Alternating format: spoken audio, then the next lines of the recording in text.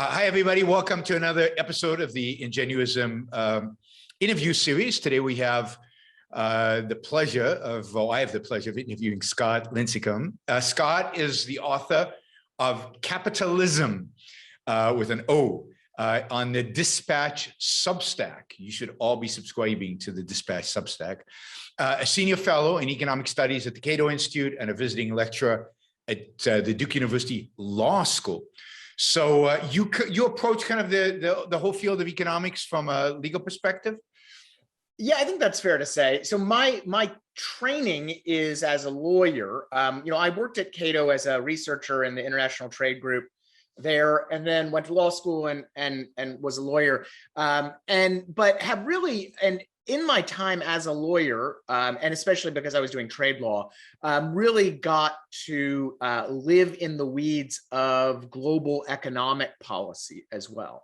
And so I do often, even though I write more on economics today, of course, I bring in the legal and regulatory aspects of that. I think it gives me actually a nice perspective because too often I think you have a legal world over here and a economics world over here, and rarely do both meet. And of course, there's such an interaction between law and economics, of course, that if you don't have those two sides talking to each other, particularly in the trade space, but all over really, you can end up with some pretty meaningless discussions because you don't take into account the regulatory apparatus. If you don't take into account global trade rules, then you're basically talking in abstractions. So it's, I think, important to do both.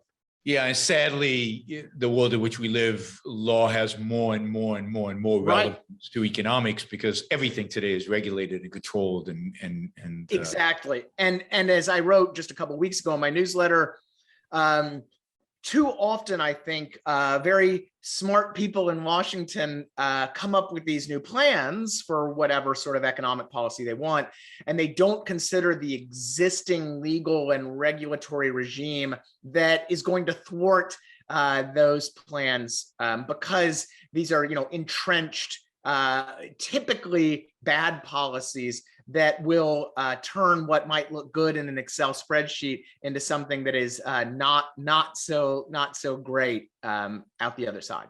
Well, I want to talk more about that, but let's start with an area you write a lot about, which is trade. And you said you were a trade lawyer. So, but I want to talk about globalization and how you view globalization and kind of the benefits. Are there any costs? What are the benefits to trade and the benefits to this phenomenon of globalization, which has come under attack from all sides, from both Republicans and Democrats? There seems to be there seems to be bipartisan support for hating on globalization.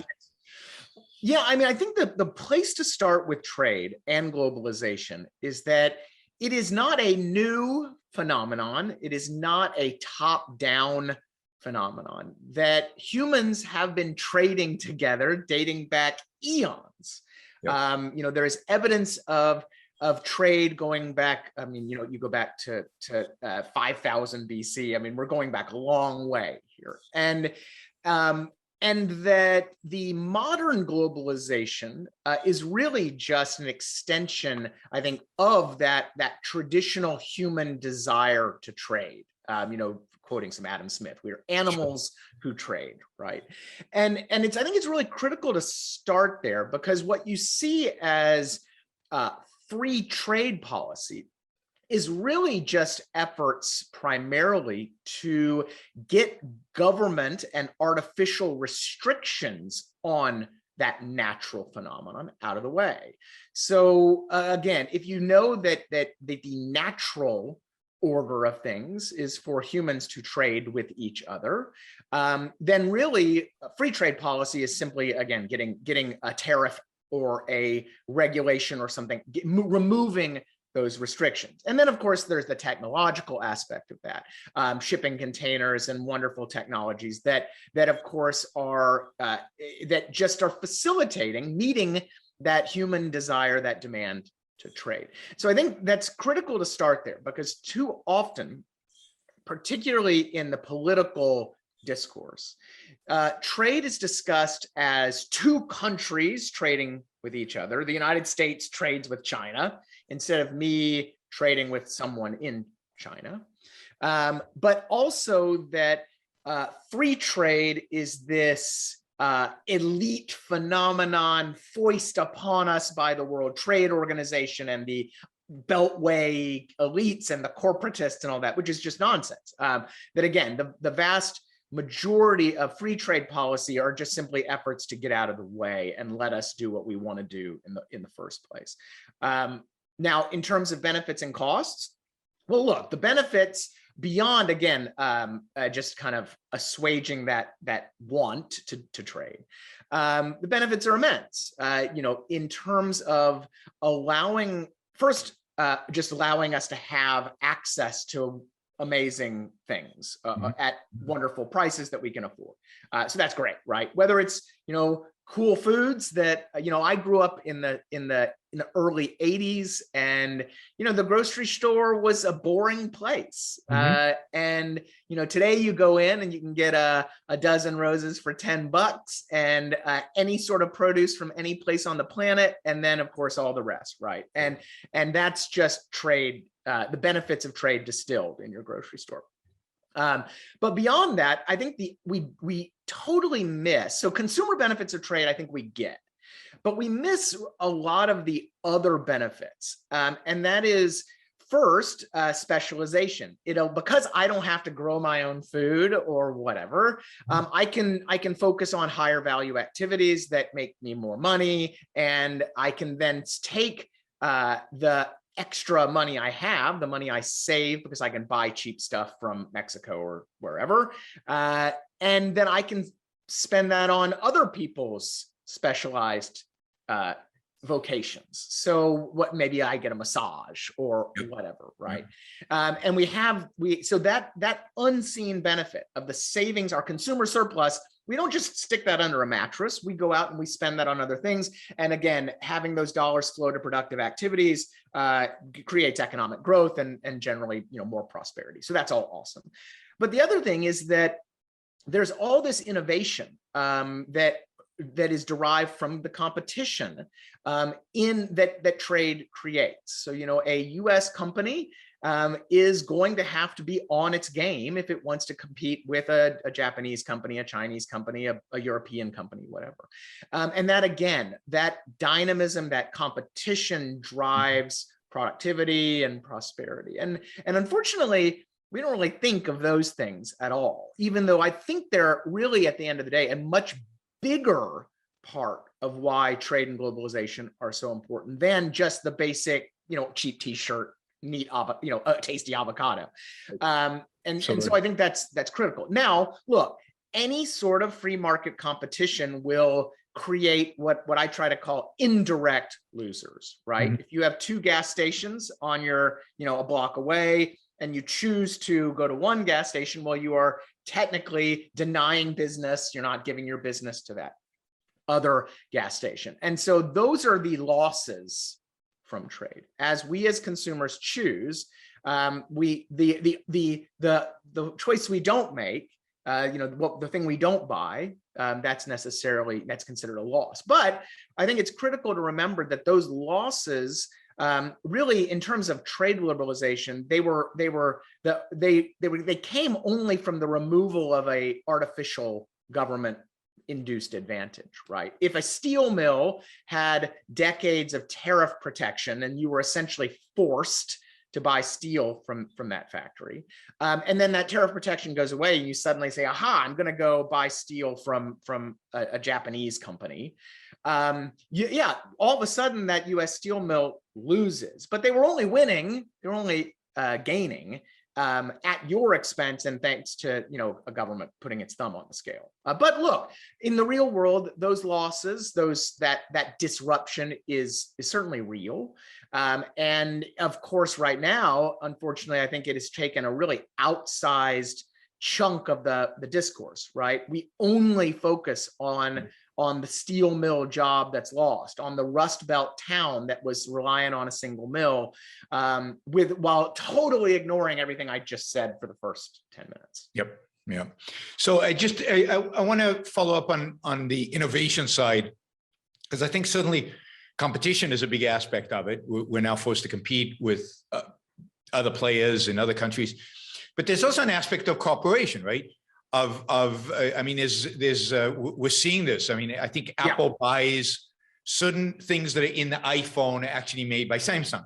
Yeah. Right. It's primary competitor, so that we're benefiting from specialization, not just geographically, locally, but internationally. Yeah. And I think that's a great point, and it's something that's totally overlooked in, again, the trade discussion, is that global supply chains have evolved to create these kind of amazingly complex products that are sourced from all over the world. And that, trade is not that simple example of a steel mill competing with another steel mill. In reality, there is this collaboration. And so, about half of everything imported into the United States is actually stuff used by other American manufacturers. So this upstream inputs, so whether it's raw materials or machinery, this is called trade and intermediate products, to use the wonky term, and it's exploded. And the ability of a company like Apple to source from all over the world gives it the ability to create these amazing things that it might not have been able to do had it been just had to be forced to source from one country, even if it wasn't just the United States.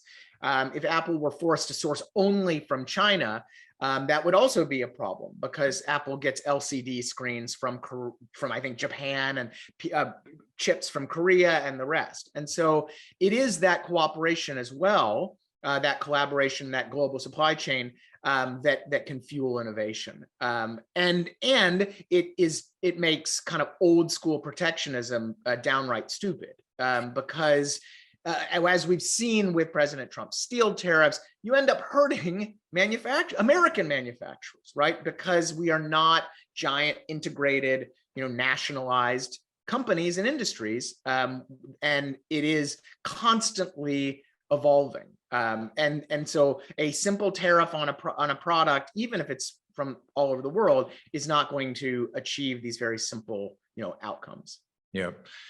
One other aspect of this globalization that we talk quite a bit about in the Ingenuism is this idea that now you have, because of globalization, because of this openness, and because of the internet, you now have 8 billion minds who potentially can work on a problem. And it's globalization that's made that possible, in the sense of, most definitely. No, and I think the COVID vaccines are just such a fantastic example of this in real time. If you look at how the mRNA vaccines were created, you're talking about initial mapping of the virus from a guy in China and his colleague from Australia. You're looking at BioNTech, founded by Turkish immigrants for a German company that then partnered with a US company founded or run by a Greek immigrant. Moderna, I mean, you look at the roster of the folks working at Moderna in Boston, and it reads like the United Nations, right? From all over the world. And of course, all of the initial mRNA research, Caitlin Carrico and her colleagues, she was, I believe, Hungarian. And so you go through this, and it's global collaboration to solve a problem. And then that doesn't even get into the manufacture of the vaccines. According to Pfizer, they, I think, source from like 83 different countries. And so all of that comes together to produce this life-saving vaccine. And that's, medicine, I think, is just such a fantastic example of global collaboration and what you just talked about harnessing billions of minds to solve these problems. I remember I was at a fundraising event here in Raleigh, and the guy speaking at the event was an executive at SAS, which SAS here in Raleigh. They do software, but they also sponsor and work with a lot of medical collaboration for cancer research.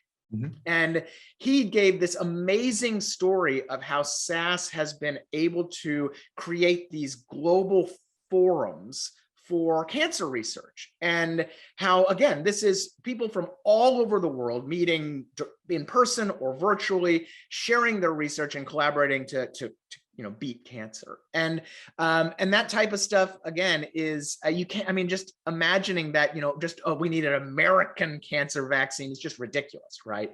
And globalization, of course, helps make all that happen. And all of this happens without planning. Yeah. Right. The beauty of it is it's happening because of the incentives of individuals collaborating across countries, across space.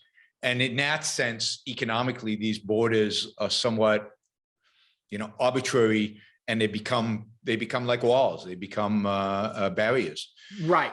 And the wonder of the internet is that it has ripped those walls down, particularly in the knowledge collaboration space. And again, looking at the last year of COVID, the amount of knowledge shared instantaneously around the world thanks to the internet.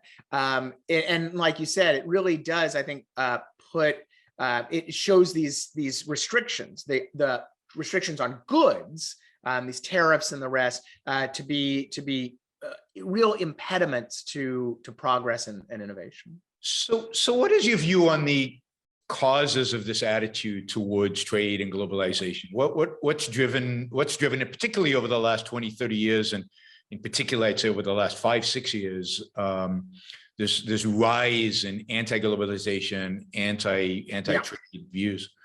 Yeah, well, some of it is just classic, traditional, what I would call public choice theory stuff, right?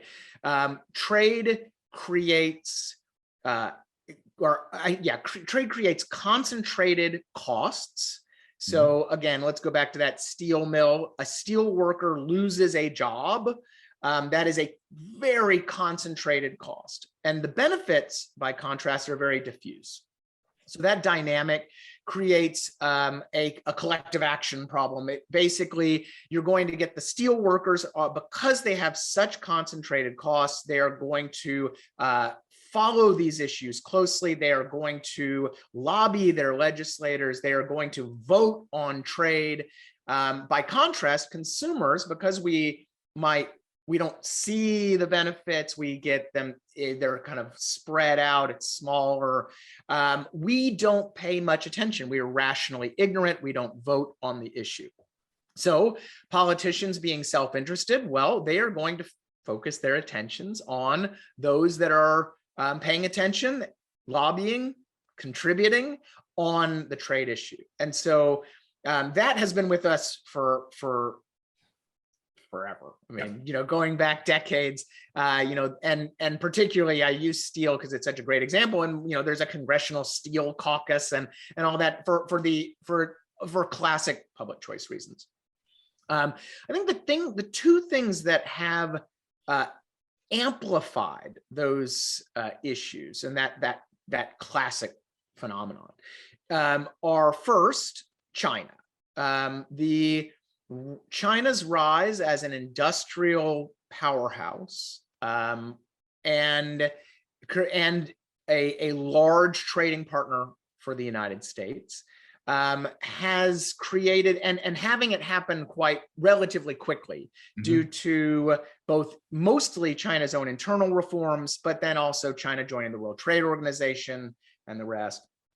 That has, I think, created some significant disruptions for, again, traditional industries in the United States, in textiles and furniture and a few of these other industries, certainly I think as well, metals and machinery and that kind of stuff. So those pressure, that shock, we call it the China shock, was real. I think that it was oversold, but it was disruptive. And I think that created more, I think more of those seen costs, right? Yep. So that I think amplified. And then let's face it, China being an authoritarian regime, doing a lot of not so great stuff, and especially more recently becoming much more bellicose and aggressive with industrial policy, and kind of being more outward about their global economic and geopolitical ambitions, all those types of stuff. So China just is a big issue. And then the other, I think, is just simply the rise of Donald Trump, because you had a Republican Party that was generally pro-trade, pro-markets. They saw that as being their lane. And then Trump came along and really disrupted that. And being a natural protectionist, I mean, Trump was anti-Japan trade back in the 80s and 90s. I mean, it's kind of knee-jerk stuff for him. But also, I think, believing in having a political advantage there and being a protectionist shifted the Republican Party. And not all of it. You can still see, I think, a lot of Republicans kind of under their breath be pro-trade. But the reality is that a lot of Republicans at the grassroots level, because trade policy generally is a top-down phenomenon, people tend to get their cues from political leadership less than their own personal views, leaving out those concentrated folks. So that, I think, pushed a lot of Republicans away from being pro-trade to being more protectionist. But it also, I think, pushed a lot of political elites that way as well. And then, of course, you had a traditionally protectionist side, and the Democrats saying, oh no, we're losing our base, being the unions and the rest. And so they're catering to that too. And so right now, there's really not much of a free trade constituency in Washington. And again, combine that with China and what, the stuff that China's doing in Xinjiang and the rest, and it makes for just a pretty potent mix, and bad times for free trade. So I want to talk about China a little later, but in terms of China's effect on the US, you had an article recently, the last few days. Actually, I don't know when this is going to be broadcast. So you had an article on June 23rd, so people can find it, about kind of two cities in the US and how they've responded, in a sense, to the China dislocation, Youngstown and Greenville, South Carolina. So tell us a little bit about the differences and what you see as a healthy kind of adjustment that somebody like Greenville has made to this China phenomena. Yeah, so I think it's a really excellent contrast in how localities deal with change and disruption. So here you have Greenville, South Carolina, a traditional textile town that was rocked by globalization and by the very forces we just talked about. Textiles are traditionally protected sector, a lot of political clout, but due to a combination of trade liberalization, be through NAFTA and other things, and through just these kind of seismic economic forces, textiles, particularly on the low end, and the textiles and the apparel, are just a classic developing country industry. And so you had Greenville be really overwhelmed by all of this. And so then let's go north to Youngstown, Ohio. So Youngstown, Ohio is a steel town. Now the steel industry, again, traditionally protected, but also facing major import competition and again, disruption in the industry. Some of that disruption, I should note, really is domestic. And that's, I think, a really important point about disruption and trade generally, is that a lot of the stuff that gets blamed on foreigners actually should be more rightly blamed on places like, the Carolinas or Georgia, Alabama, where, interstate competition is what's driving that. But or technology, right? I mean, a lot of the jobs were lost to technology, not to. Exactly, especially in steel. Again, you went from producing a ton of steel taking 10 man hours. Now it takes about 1.5 man hours. So that's going to be a lot fewer jobs. So you have these two places hit by trade and technology and interstate competition and the rest. And Greenville, in the 70s, give or take, started saying, hey, we really need to start looking elsewhere for growth and industries. We need to start evolving out of being a textile town. So South Carolina was very active in seeking foreign investment, starting with Michelin, a French tire company, and then courting BMW. One of the great stories there is that BMW actually was attracted to Greenville because the textile machines were German, and they needed German. So they had this traditionally protected industry, right? But they needed German equipment. So they brought in a bunch of German technicians, creating this kind of little German language enclave in Greenville. And the BMW guys, of course, were attracted to this. Hey, people speak German. There's, schnitzel and beer. It's great. And so BMW located there. And then, but Greenville also embraced services and financial services and the rest. And then, so over the last few decades, Greenville has really evolved from this old school textile town to this really cool, modern, mid-sized city that has some manufacturing, a lot of services, vibrant downtown, and all this kind of great modern stuff. And is really one of those cities that now is when you write about the places to live or these places that are thriving because of COVID, it's Greenville's always mentioned. Now let's go north to Youngstown.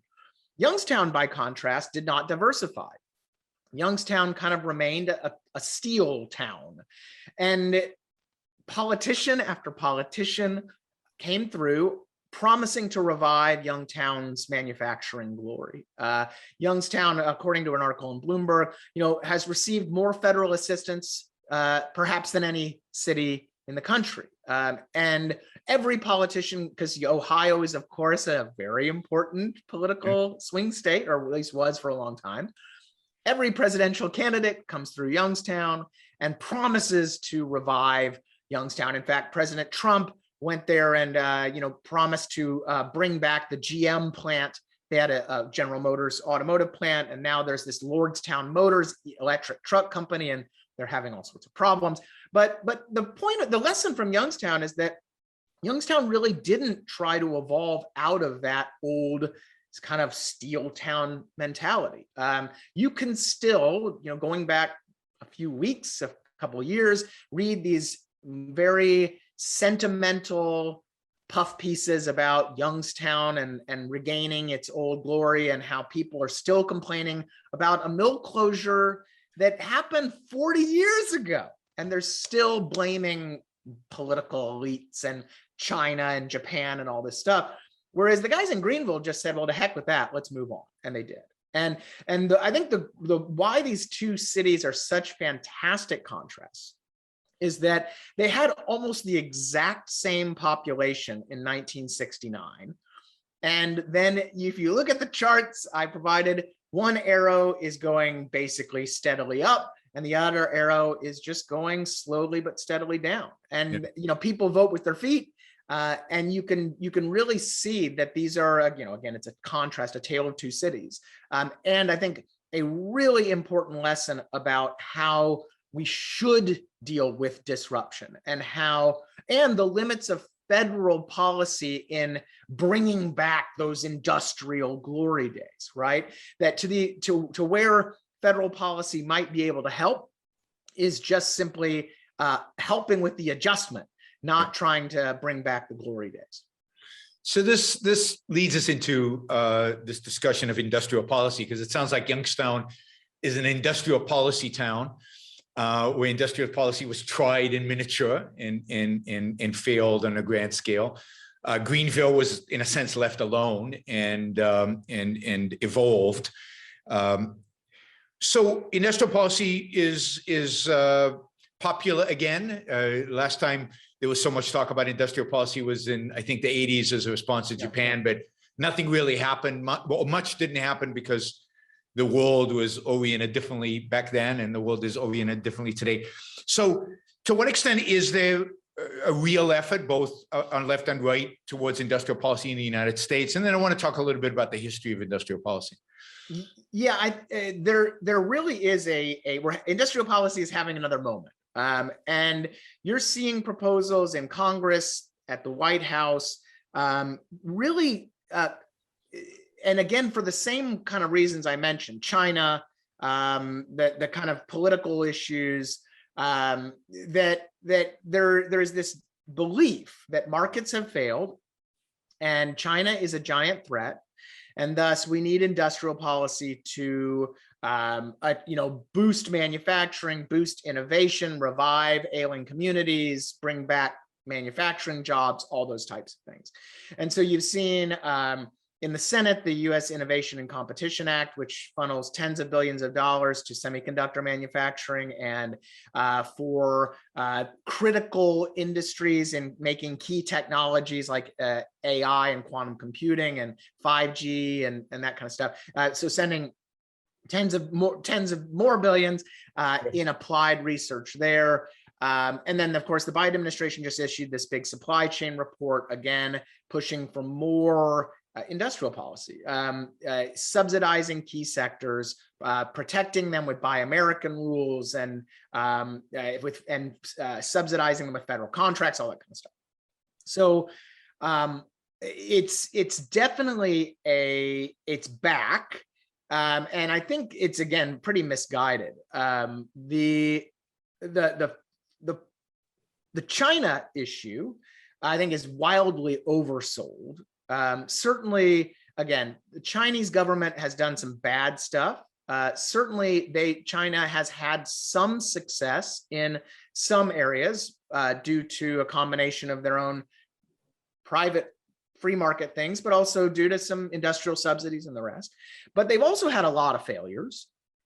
They have pretty significant problems in terms of demographics and productivity growth and debt. And so the kind of view of China as this unstoppable economic juggernaut that that will overtake the world without U.S. government subsidies, I think is pretty wrong. But the other thing that the policymakers seem to miss is that U.S. manufacturing sector is quite healthy, and we've seen in the last year quite dynamic. In fact, I just spoke with a guy who spent his last summer working at a small manufacturing plant in Michigan that pivoted on a dime to making hospital gowns. Mm-hmm. And because part of the justification for industrial policy today is that COVID showed how fragile and weak our supply chains are, and how, because we didn't have toilet paper for a couple of weeks, we have to completely rejigger global supply chains. We're too dependent on China and all that. But everybody had totally ignored that the U.S. manufacturing sector is the second largest in the world, and that while we didn't make a ton of cheap PPE, or we didn't make everything that we needed during COVID, we had these substantial industrial capabilities, and manufacturers did pivot, and they did, and the key was having an adaptable, flexible sector. But also, global supply chains did pretty darn well. Yes, they did.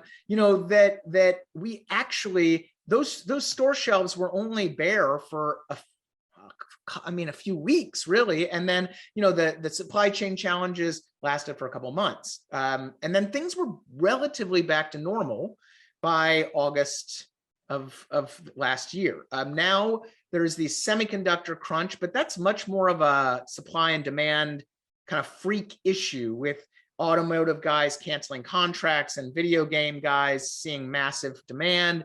And that, again, is working itself out pretty quickly. I mean, by the time US subsidies get in place, the semiconductor crunch will long be over. And everybody ignores all of that. Yeah. It is kind of frozen in time. We have this April 2020 mindset that nothing has changed since that moment.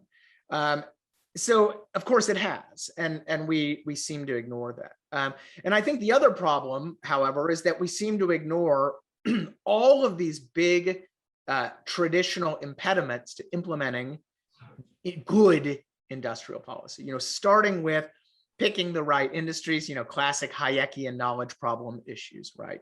We have a long history of picking the wrong Yep. industries and the wrong products. The one I always like to bring up, since semiconductors are so big right now, we had semiconductor industrial policy in the 1980s and 90s. Back then, it was Japan was the boogeyman. And so we did all sorts of protectionism and subsidies in the semiconductor space. But it turns out we picked the wrong type of chip. We were focusing on memory chips, DRAMs, we called it. And right as the industry was actually pivoting towards logic chips and these more complex products that we now depend on.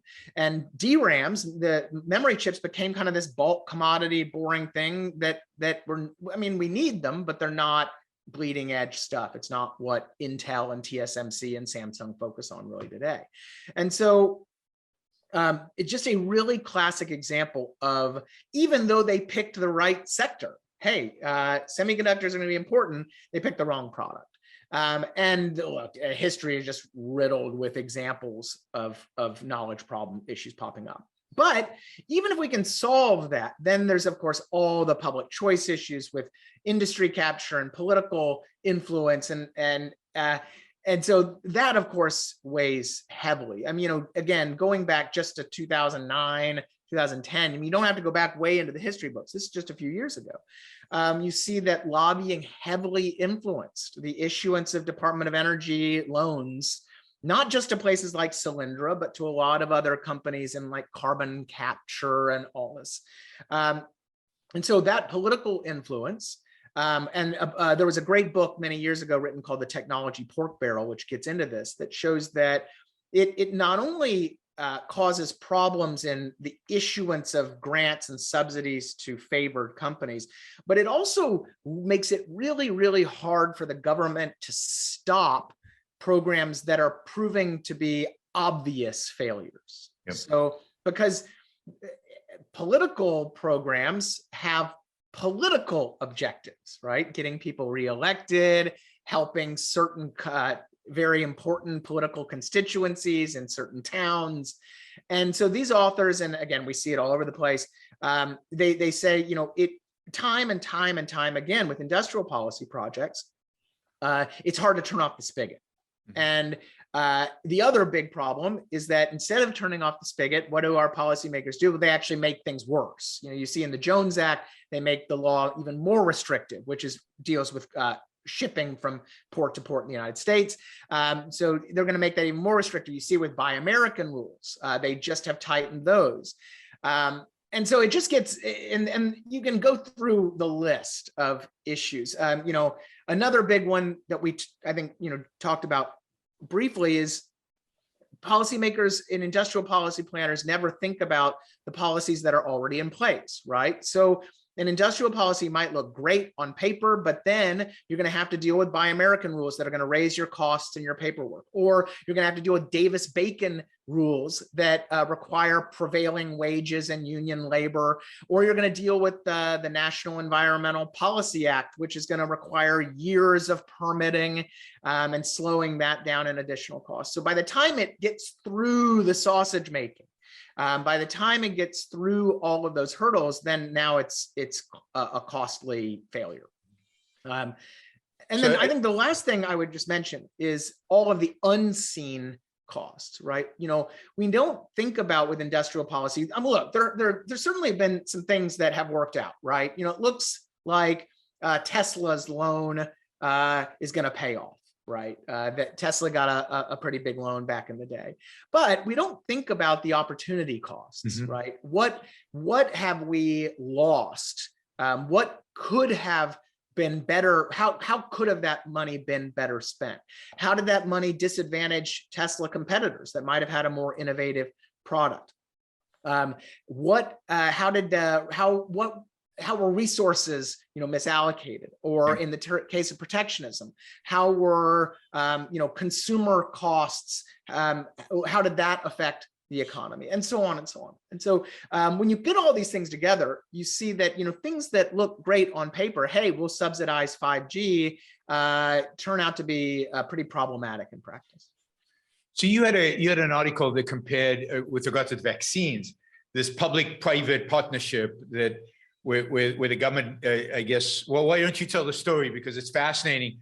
On the one hand, what industrial policy does, and on the other hand, what markets do, and how we got the vaccines. Yeah, I mean, I think the vaccines give us another really great kind of tale of two companies example. And this is really rare. And one of the wonderful things about vaccines is that I think one of the things that we say about industrial policy is, look, you have to consider what would have happened in the absence of the industrial policy, which is usually a thought experiment, right? Because there's not a parallel initiative. Well, now we had the parallel initiative, which is the Pfizer BioNTech vaccine, because that vaccine was largely developed outside of Operation Warp Speed. That's the Trump administration's program to subsidize research and development and manufacturing of vaccines. So Pfizer and BioNTech quite famously refused government funds for R&D and development and even initial manufacturing. They only took money on the back end. Essentially, the government said, give us a finished dose. We don't care how you make it. Get it through regulatory approval and we'll buy it. So that it's essentially a prize of sorts. And that's, I think, in terms of that's not really industrial policy, but where can government policy play a role? It's a pretty, I think, clear example of just simply saying, bring us something that meets a public objective, and you let the smart companies do their amazing stuff, right? And that's basically what Pfizer and BioNTech did. Again, outside of Operation Warp Speed. So of course they gave us the mRNA vaccine, pretty awesome stuff. They're churning out billions of doses today. Now, another company, however, was far more in the industrial policy model, and that was Emergent Biosolutions. So Emergent Biosolutions is a manufacturing plant in Maryland that has been a longtime government contractor for the production of vaccines and other materials. Emergent is very politically connected. They spend a lot of money on lobbyists. They have cornered the market in certain vaccine contracts for the federal government. They are really if there were a model of industrial policy, government contracts, a lot of interaction between the two groups, essentially having spare capacity available in case of emergency. This is all kind of what industrial policy folks dream about. Emergent is here. Well, Emergent has been a real problem because it turns out they had major quality control issues, and millions of doses that were contracted by Johnson & Johnson through the federal government have been thrown out. And so thank goodness we had Pfizer and also Moderna, because if we had relied on Emergent, we might not have a lot of shots today. And the really, again, great thing about this is that, look, it's not great that we're throwing out doses, but the great teachable lesson we have is we also see in Emergent, again, those opportunity costs, those unseen costs, because not only did Emergent have problems with producing the Johnson & Johnson vaccine, but it turns out that Emergent a year or two ago gobbled up a huge chunk of money for the Strategic National Stockpile, and to use it on some nonsense vaccine we never used, I think for anthrax or something like that. But because it was this massive contract that's now under question, we didn't have money that could have been spent on PPE and other materials. So this is a really, again, a teachable lesson in how the kind of unseen costs of industrial policy and leaving us with less resources to do other things. And in that case, again, have a stockpile full of PPE and other supplies that turned out to be really needed in a time of emergency. And so it's really, I think those two companies give us, an industrial policy lesson in real time. So what do you think about the arguments that Trump made a lot, and you're seeing it, but you're seeing the Biden administration make it as well, that we need industrial policy, for national defense, for national security. We need tariffs for this, the Act 232, the Defense Production Act, all of these things where, and Republicans rally around this because it's around the flag and it's around the, supposed national security. How legit is this? Well, the theory, I think, is pretty legit. I think that free traders like me and Milton Friedman and others, Adam Smith, have always acknowledged a theoretical exception to true free trade for national security purposes. Look, you don't want China making all of your tanks and planes and that kind of stuff, right? I mean, that's pretty straightforward. The problem we have today is that theoretical exception has been expanded to the point of absurdity. And of course, steel is a fantastic example, because here again, I think you could make a legitimate case that if 100% of our steel, of steel needed by the Department of Defense or whatever, was being made offshore or by an adversarial nation, okay, you might have an issue. But that was not reality. It turns out, according to the Department of Defense, they only needed 3% of available domestic production. So the DoD said, we're fine, man. And it turned out that the US steel industry had 70% market share in the United States overall, that it had steady production and output, solid financials and the rest.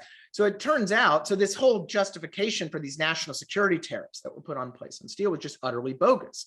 And unfortunately, as I wrote in a paper out in January, the national security theory has been really, I think, horribly undermined in reality, because time and time and time again, national security, protectionism, industrial policy has been unnecessary, and even worse, has actually undermined national security. So if you look at something like the Jones Act, for example, again, so the Jones Act has expressed national security grounds, right? We need a strong domestic shipbuilding industry for a Navy and the merchant marine and the rest.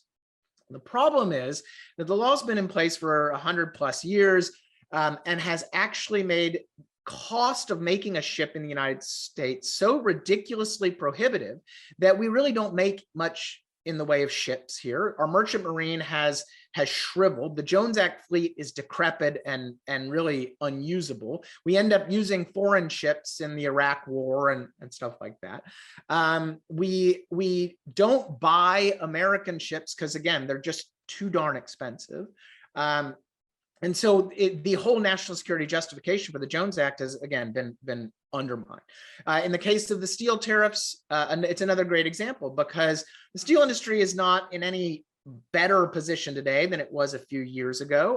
They've made a few investments, but output and capital expenditures and all that kind of stuff are pretty much just the same. But meanwhile, downstream American manufacturers of all sorts of things that are just as or more important than steel have been hit. They've struggled. The U.S. economy has been slowed a little bit by all of these tariff and trade actions. And so, at the end of the day, the theoretical justification is for national security has proven pretty weak in practice. So the way I put it is that, look, yes, there could be a national security threat that justifies industrial policy and protectionism. We have laws that actually allow DoD to go into its defense supply chain and subsidize, something they need for a laser guided missile or whatever. And look, you know what, that's fine. But these kind of broad actions are pretty ridiculous. They end up doing more harm than good. And so we need to be really, really skeptical of actions, just as we're skeptical, I think, of actions that, whether it's putting new regulations in place for healthcare or whatever, we just need to apply the same skepticism to those types of regulatory actions that we apply to national security actions. And unfortunately, like you said, especially for Republicans, their brains kind of just turn off. You mentioned China, you mentioned national security, and the next thing you know, the checkbook's wide open, the tariffs are getting thrown around. And I think we need to think a lot more deeply about A, whether there really is a threat, and B, whether the actions proposed will actually achieve their objectives or just make things worse. Mm-hmm. So what do you make of the arguments that people have that America has always had industrial policy? Our big success in the 19th century was a consequence of industrial policy. Yeah. And of course, then you've got the Asian tigers and China that have succeeded because of industrial policy. Yeah, it's a classic correlation causation problem. Yes, the United States had high tariffs and industrial policy towards the end of the 19th century, but the academic analysis of that era shows that that we succeeded despite that protectionism, not because of it. That especially back then, the great advances were actually in areas that weren't very protected, industries that weren't very protected, and that economic growth was being driven by massive demographic influx of immigrants and births and the rest. So this is much more population-driven economic growth, not industrial policy. When you dig into the Asian tigers, you actually find something similar. And again, look, there's no doubt that there have been some industrial policy successes on the margins, but in terms of macroeconomic, in terms of economic growth, if you look at places like Japan, the Japanese government itself has admitted now that their industrial policies probably did more harm than good in terms of overall economic growth. Created a bunch of zombie companies. They had a lot of debt, and they still, are still kind of working that out today. Korea and Taiwan, there have been some really good analyses more recently. Arvind Panagarya wrote a book on this, looking at these countries actually did better in terms of economic growth and industrial growth in times where they were pulling back on their industrial policies than they did when they were pushing these heavy industrial policies. And then in China, well, I kind of already mentioned, certainly, first of all, the main growth in China from the 80s, 90s, and 2000s was from pro-market reforms. They lowered import tariffs. They recognized property rights and did all sorts of market-oriented reforms that really drove economic growth and even Chinese export competitiveness. It's only been in the last decade or so that China has really embraced industrial policy. And since then, well, we've actually seen some, I think, pretty cautionary tales. Semiconductors is a great example. I mean, the Chinese government has thrown tens of billions of dollars at the semiconductor industry, and their national champion SMIC is still generations behind TSMC and Intel here in the United States and Samsung. And there's tons of examples of bankruptcies and corruption and the rest in that industry. Most experts think they're still 5-10 years behind if they can ever catch up at all. In the electric vehicle space, everybody talks about electric vehicles were this wonderful thing. Well, there's also, again, a ton of evidence of companies that only existed on paper getting millions and millions of dollars in loans and all sorts of capital misallocation. And even their EV companies that proved successful might not be able to cut it as the subsidies now are being pulled back. And then there are a lot of other examples of Chinese industrial policy just simply producing a lot of waste. And then if you look at the macro and the macroeconomic issues, China really is struggling from productivity growth issues, debt issues, state-owned enterprises gobbling up resources and slowing the economy down. And so will this all work out? Well, it's really impossible to say. We're in the middle of it. Sure. But there are a lot of reasons to think that Chinese industrial policy hasn't nearly been the success it's been made out to be, and really is hindering their growth, not helping. So going back to the question of why, so why is it so popular? Why? I mean, we've got the studies, we've got the facts, we've got. Why is this such an appealing idea, the idea of central planning and the idea kind of industrial policy? Yeah, I mean, I think there are three things. We've already talked about China. And again, I do think that China raises real economic and geopolitical challenges for the United States.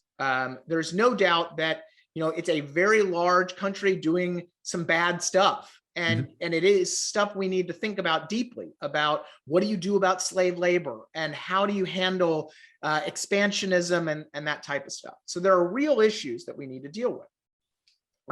But embracing industrial policy is not the answer. But nevertheless, China's a big issue. The second one is COVID and the shocks that were hit, right? That creates economic insecurity. People look to the government for better or worse for solutions. Policymakers get nervous, and let's face it, companies and lobbyists see an opening for getting subsidies and protection. And then third, again, I think there is this belief in Washington, at least, that economic populism is politically powerful and important, and we all need to be economic populists right now. Whether that's true or not, I tend to think it's actually not true. I tend to think it's way oversold that in order to win the Rust Belt, you need to be a protectionist, but doesn't matter what I think. I think among political elites in the Biden administration and the Republican Party, there's a belief that this stuff sells. So those three things, you come together and it just is, look, it's the perfect storm for a lot of, like you said, central planning and industrial policy. So it seems like almost all of that is driven by fear. In one way or another, fear is the driving element of the fear and ignorance, I'd say. So I want to end kind of on a positive note. You wrote this wonderful article about the joy and luxury of growing food for fun. Yep. And it brings up this idea that we live in these, in spite of the fear, in spite of, all the problems that people see, we live in this amazing time of wealth and people talk, you mentioned this earlier, that there's been this shift to services, and people think of services as flipping hamburgers when services are software is service, right? And finance is service. So, talk a little bit about the wealth that we have today, the kind of life that is possible today, and where that really comes from. Right. And so for those listening, I took up gardening on a whim.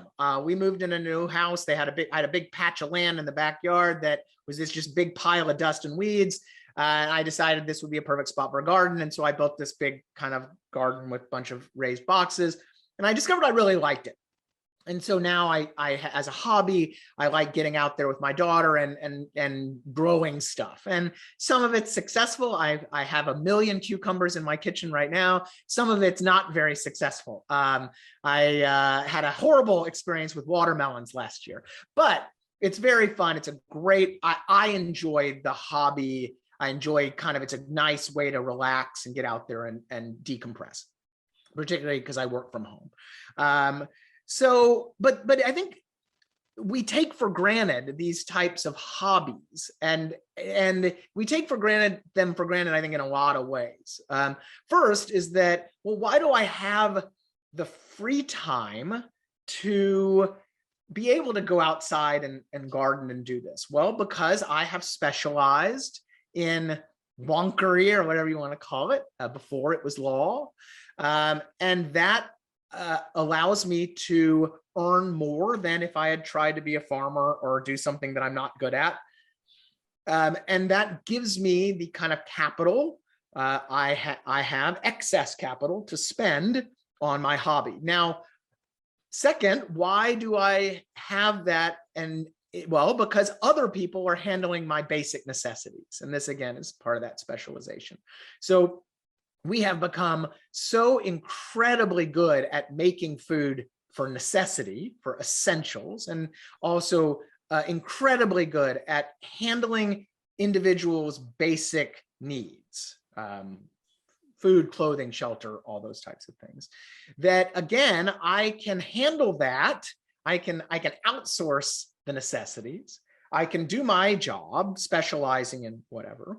And then I can just, for fun, go out and try to grow some food, right? And I have this hobby that is allowed because I don't have to worry about actually those cucumbers. I don't have to worry about eating those as my only source of nutrition, right? It really is kind of this fun thing. I again have the capital and time is the other thing that we take for granted.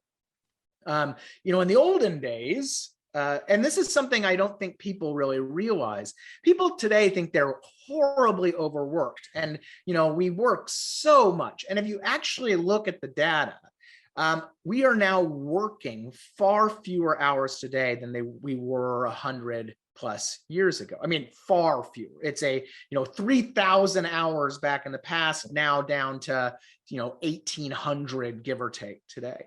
And so I have all this free time, right, that I can again use on my hobbies. And maybe you don't like gardening, you go do something else. That's great, doesn't matter. And then I think the other thing we really take for granted is that there have been all of these goods and services that have popped up to meet my demand. And really, let's face it, it's not my demand, it's the demand of people long before me who want to get out there and get their hands dirty. And so now you can get garden boxes on Amazon or whatever. You can get seeds from your local garden store, or you can get a seed catalog and get them, and you can find online videos about how to tend a garden and what you need. I can get soil delivered, on and on and on.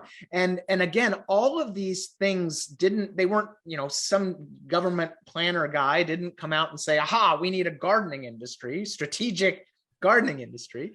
No, I mean, just somebody out there realized that there was a desire to do this. And then of course, thousands and thousands of companies have popped up all over the country to do this. And all of those things, like you said, I think we just take for granted, and that it is a testament to our abundance, that yes, we have some problems. Certainly, you can find issues out there. Nothing is perfect. It never will be. But we really do have this kind of, where we live in this amazing time where I can go outside and take a picture of a vegetable on my phone, ship it out to Twitter and ask, hey, what's wrong with my bell pepper? And then have 10,000 responses or whatever about what's wrong with it. Or I can go, and all of that is just, and again, all for fun. So it's great. That's great. So does that lead you to be optimistic about the future in spite of all the? Yeah, it is. In spite of everything we've talked about, I do remain generally an optimist. I do kind of think it's getting better all the time. That despite the shenanigans in Washington, despite some, again, real challenges out there, foreign and domestic, the reality is that the arc of history is still heading really in the right direction, that we have unmatched abundance at our fingertips.